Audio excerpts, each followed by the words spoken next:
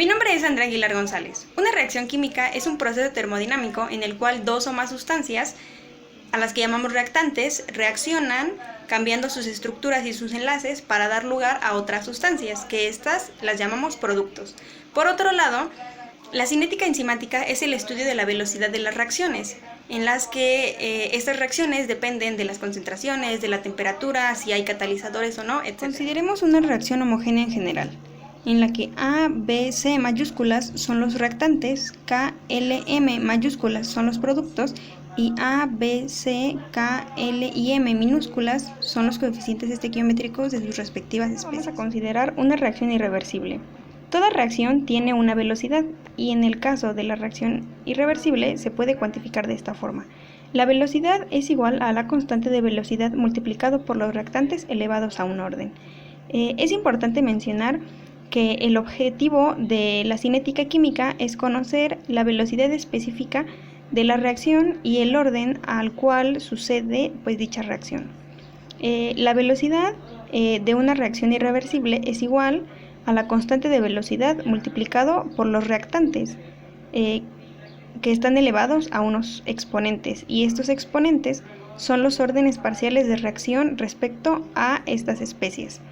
La suma de estos exponentes nos dan n, donde n es el orden de la reacción. Pero para conocer las velocidades específicas de reacción para cada especie, pero en reacciones elementales, las reacciones elementales son aquellas que ocurren en una sola etapa. Para la especie A, que puede ser un reactante o un producto, su velocidad es igual a 1 sobre el coeficiente estequiométrico por la derivada de la concentración de la especie A respecto del tiempo, en donde el coeficiente estequiométrico, si es menor de 0, es un reactante y si es mayor a 0, es un producto.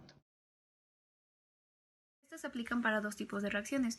Las primeras son para aquellas cuya velocidad es proporcional al cuadrado de una sola concentración del reactivo, y las segundas son aquellas cuya velocidad es proporcional al producto de dos concentraciones de diferentes reactivos previamente elevadas a la primera potencia, donde el valor del factor de proporcionalidad será necesario para conocer la velocidad de las reacciones de segundo orden.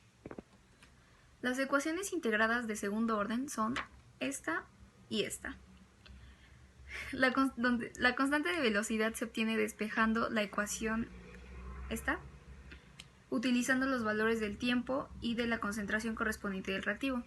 Otra de las formas es utilizar la ecuación, la segunda, que está linearizada, y graficar la inversa de la concentración del reactivo con respecto al tiempo. Así, la constante de proporcionalidad será obtenida directamente a partir de la pendiente de la recta.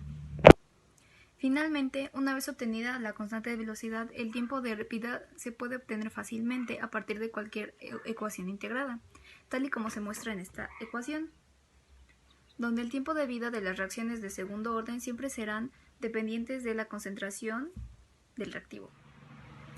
Hola, soy Adrián Leal del equipo 7 y yo voy a explicar métodos de estudio de la cinética química, la temperatura como factor de la velocidad de reacción y energía de activación.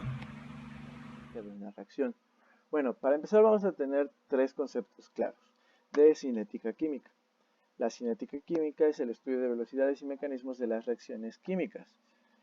La velocidad de reacción sería entonces la medida de la rapidez con la que se consumen los productos reactivos. Dicho en otras palabras, es una cuantificación de la velocidad con la que la reacción se está llevando a cabo.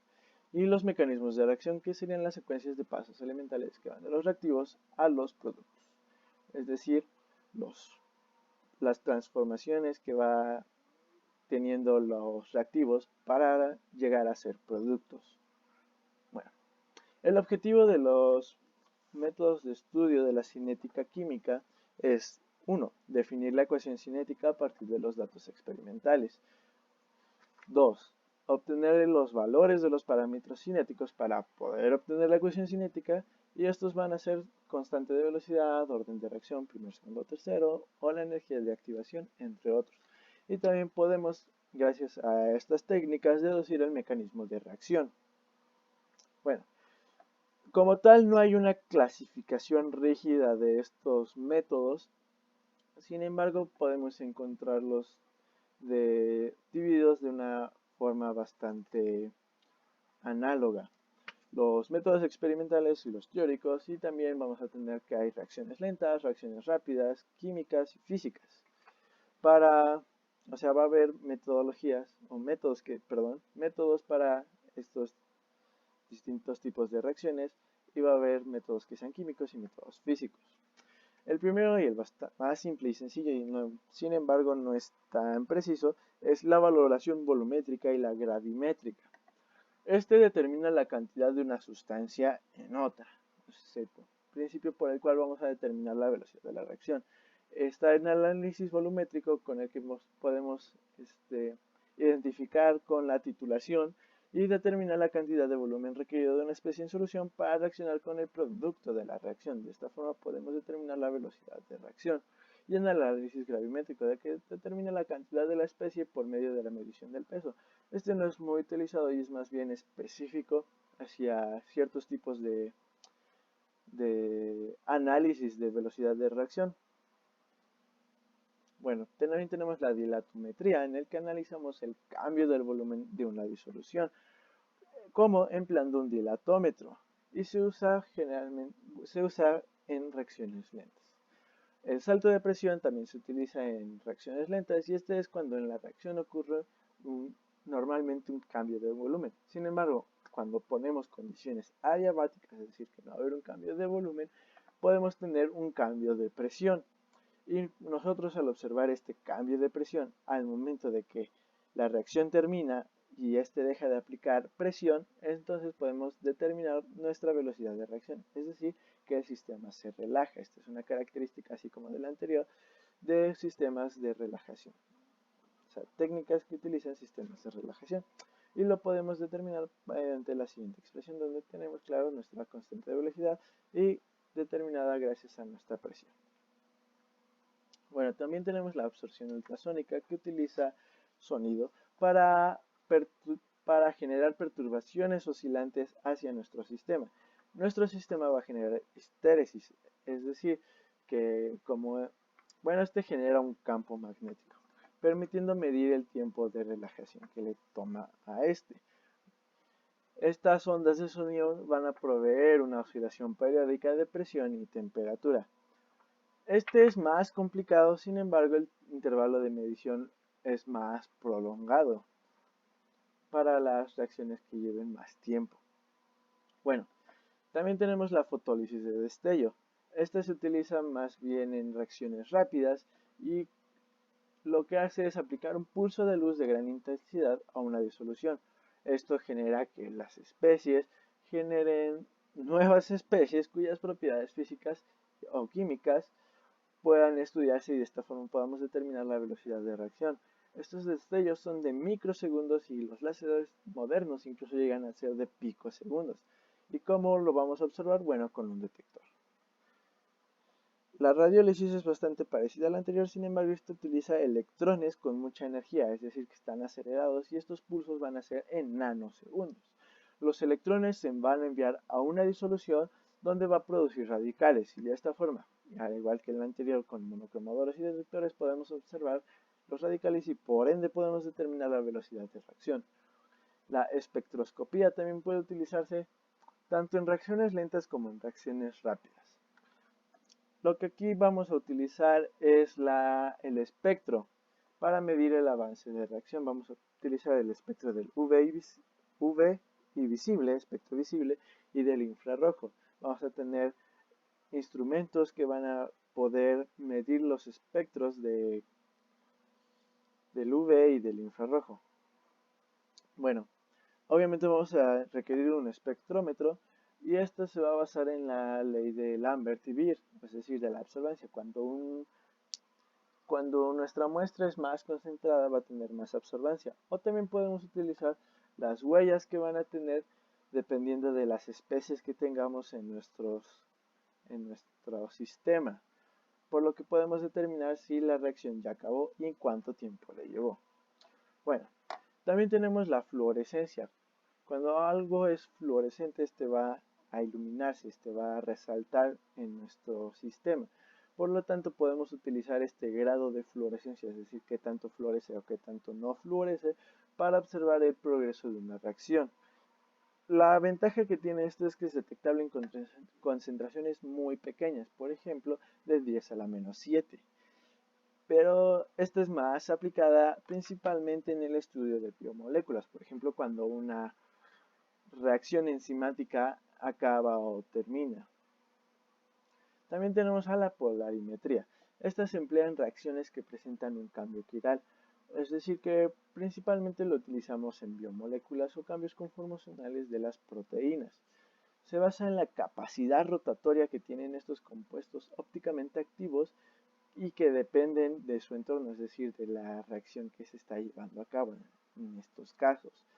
Y pues vamos a requerir también un polarímetro. De hecho, también ya hicimos un video de este, así como de la espectrometría, y en el que utilizamos esta técnica para medir el grado de avance de la inversión de la sacarosa.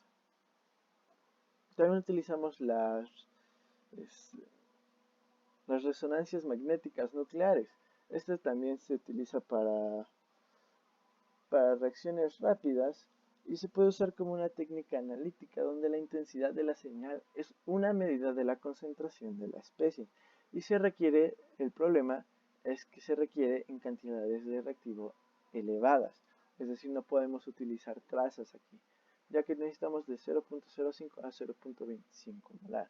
Sin embargo, es excelente para observar intermediarios, es decir, los estados de transición de una reacción, y por ende entonces podemos también determinar los mecanismos de la reacción.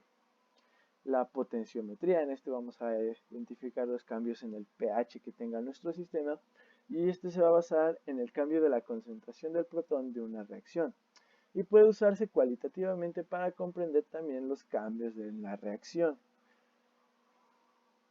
El flujo continuo se utiliza principalmente en reacciones rápidas, así como los otros flujos que vamos a ver.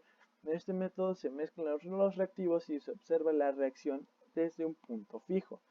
La cámara de mezclado cambia las velocidades de flujo de los reactivos.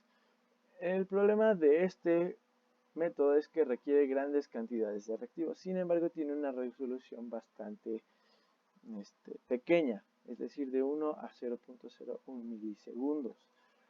Por eso es que se utiliza en reacciones rápidas. Ahora también tenemos lo que se llama flujo capturado. Este es parecido al anterior. Vamos a mezclar rápidamente los dos reactivos. Sin embargo, aquí vamos a detenerlo por medio de algún método, ya sea químico, en el que hay una sustancia que elimina uno de los reactivos, o el físico, en el que hay una disminución de la temperatura, por ende ya no hay una mezcla tan favorable, cosa que vamos a estar viendo más adelante.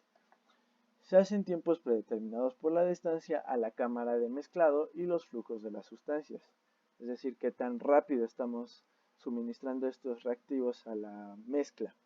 Y bueno, la resolución va de 10 a 20 milisegundos, y como la anterior se utiliza en reacciones rápidas. Y el flujo detenido, el cual es el más utilizado, y incluye una espectroscopía. En este vamos a tener una mezcla de los reactivos y también lo vamos a realizar de una forma abrupta como las anteriores. Al tiempo que se requiere para mezclar los reactivos y llevarlos a la cámara de observación se le llama tiempo muerto del equipo. Esto es algo importante y lo que lo diferencia de los anteriores flujos, y va a tener una resolución de 1 milisegundo. También lo que lo diferencia es el uso de una espectroscopía. En los anteriores flujos nosotros vamos a estar observando cómo se está llevando a cabo la reacción. Sin embargo, en este vamos a utilizar un software y un hardware para ello, un espectrómetro. Y bueno, ahora vamos con los métodos teóricos, en el que podemos ver dos. Bueno, en esta presentación vamos a estar viendo dos, que serían el método de integración de las velocidades de reacción y el método del tiempo de vida medio.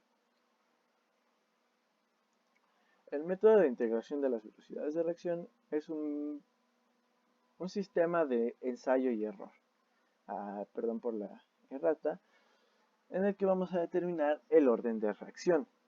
para hallar la función apropiada de la concentración que corresponde a una ley de velocidad específica que sea lineal con respecto al tiempo.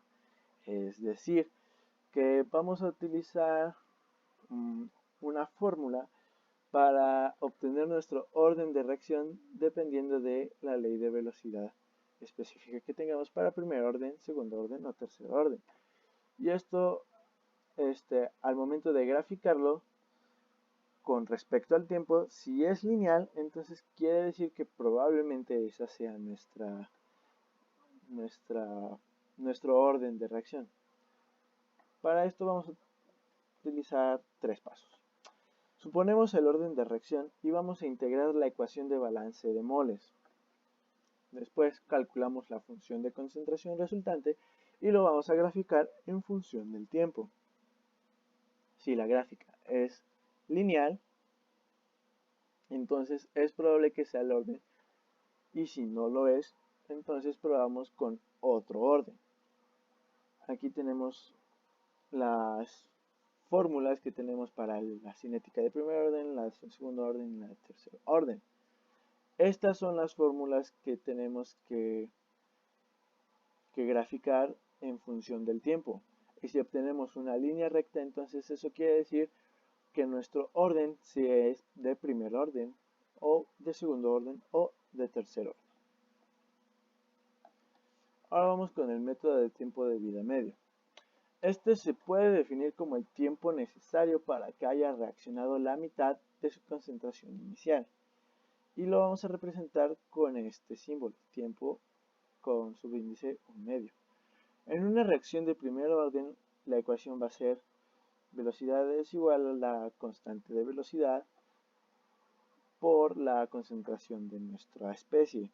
Entonces tenemos que el tiempo es igual al tiempo de vida medio cuando la concentración es igual a la concentración inicial sobre 2.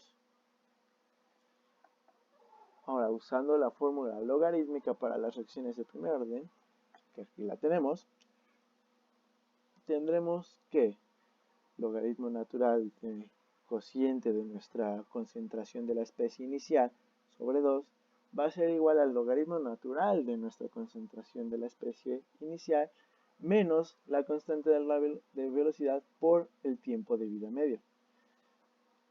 Por lo que, haciendo uso de la álgebra, vamos a ir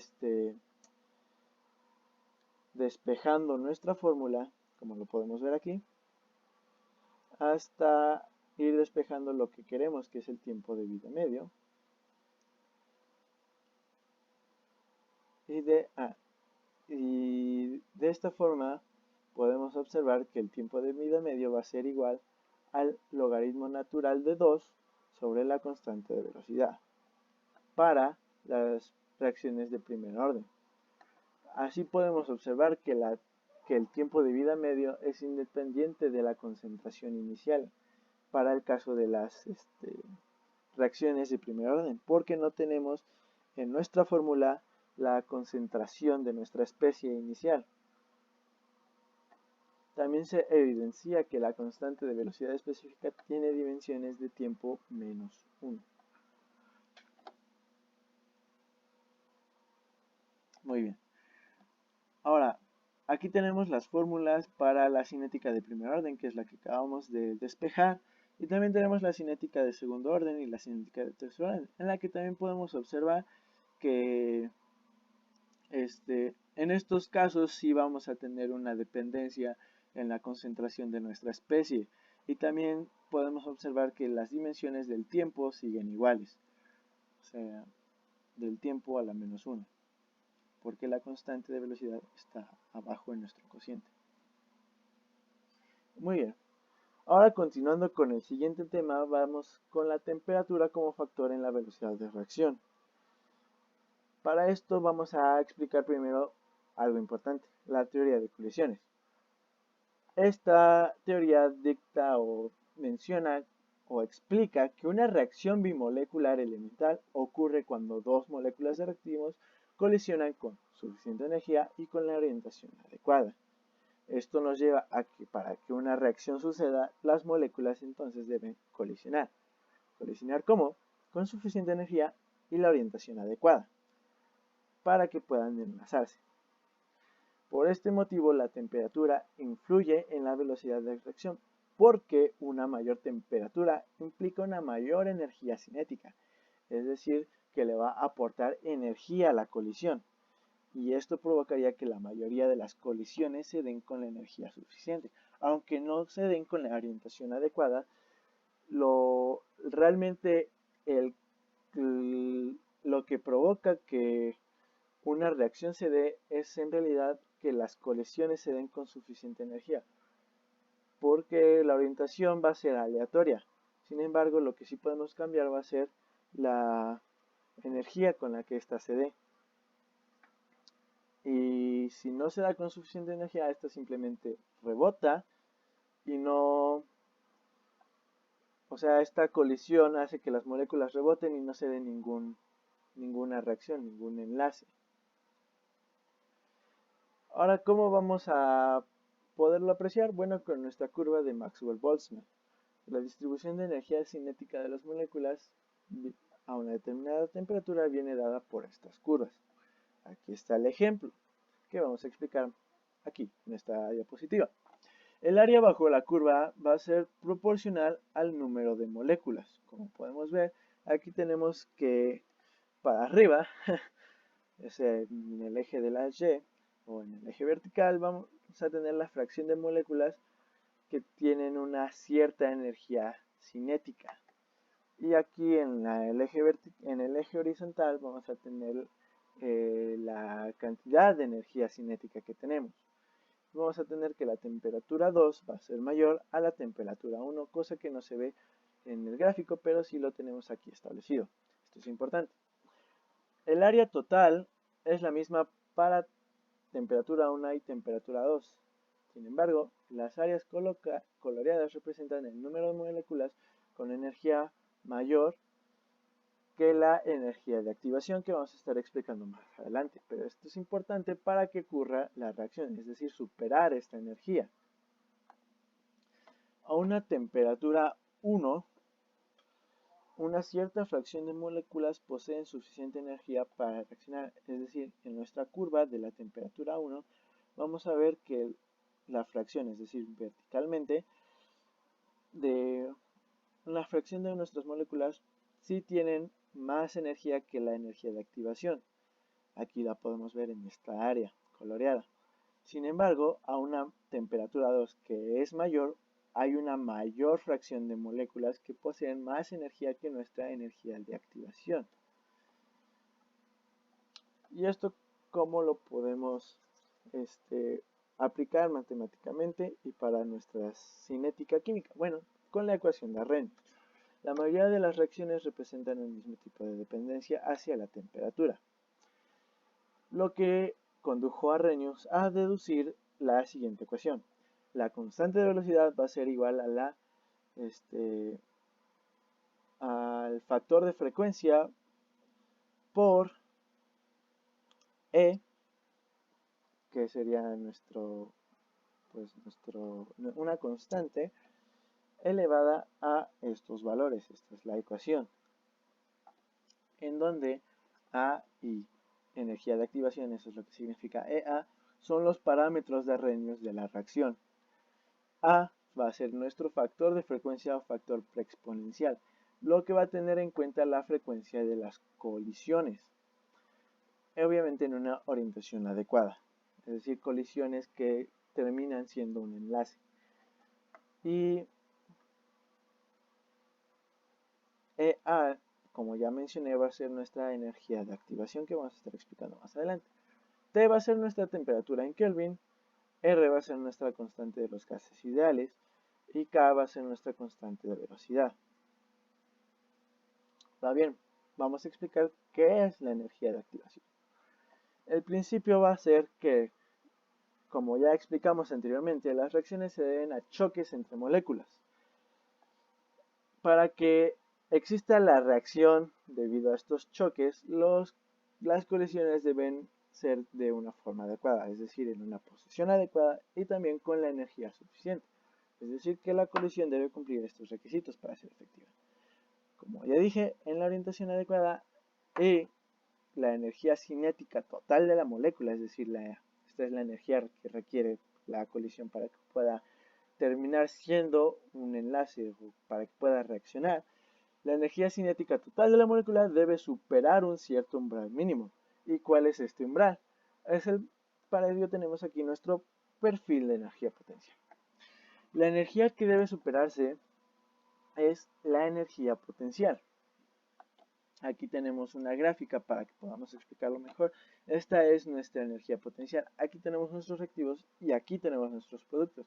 Sin embargo, la reacción debe llevarse a un estado de transición y en el estado de transición es cuando alcanzamos nuestra barrera, es decir, el pico de nuestra barrera de energía, en el que vamos a denominar al pico de nuestra barrera la energía de activación, es decir, la energía necesaria para que podamos llevar los reactivos al estado de transición y puedan entonces terminar siendo nuestros productos. La configuración de los átomos en el máximo de perfil es el estado de transición, como ya expliqué. Y para alcanzar dicho estado debe reorganizarse la estructura electrónica para romper enlaces y formar otros. Es decir, que vamos a necesitar también una mayor temperatura. Bueno, ahora, para que esto lo podamos aplicar con con nuestras fórmulas, vamos a tener que tener una manipulación con la ecuación de Arrhenius. Conocida la energía de activación, podemos predecir el valor de la constante de velocidad. Por eso es importante estas dos cosas. De la velocidad K' a la temperatura T' a partir de otro valor de constante de velocidad a otra temperatura T. Como tenemos aquí, podemos ver nuestras dos fórmulas. Una que incluye nuestros valores desconocidos y el que incluye nuestros valores ya conocidos.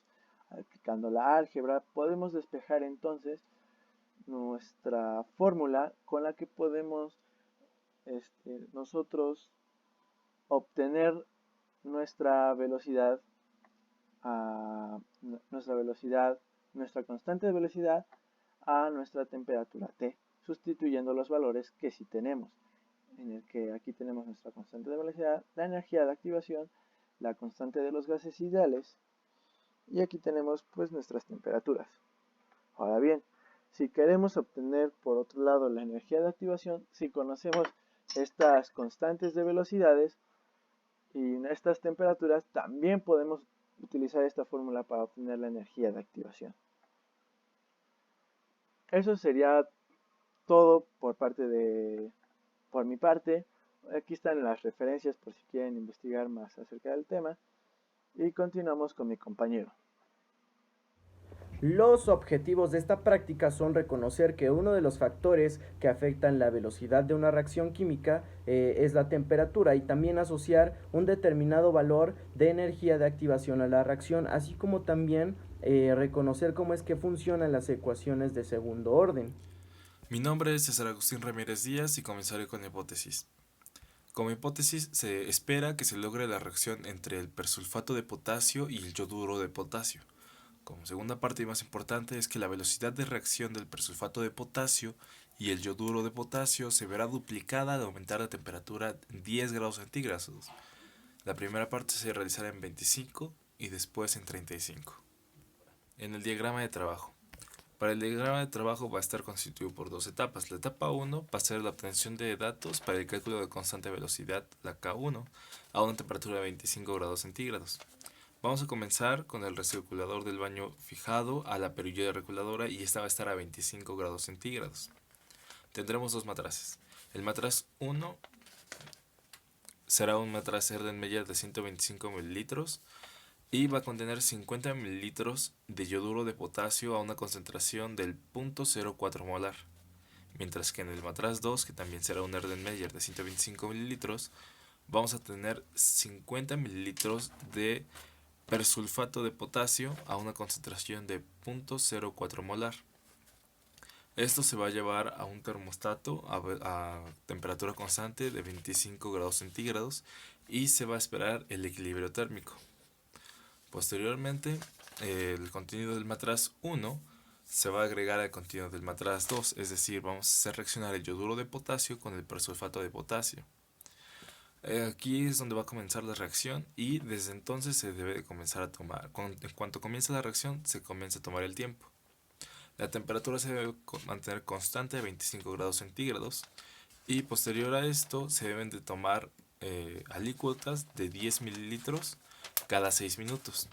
Lo que se hará con estas alícuotas es que serán tituladas con tiosulfato de sodio a una concentración del 0.0017 molar y usando como indicador el almidón.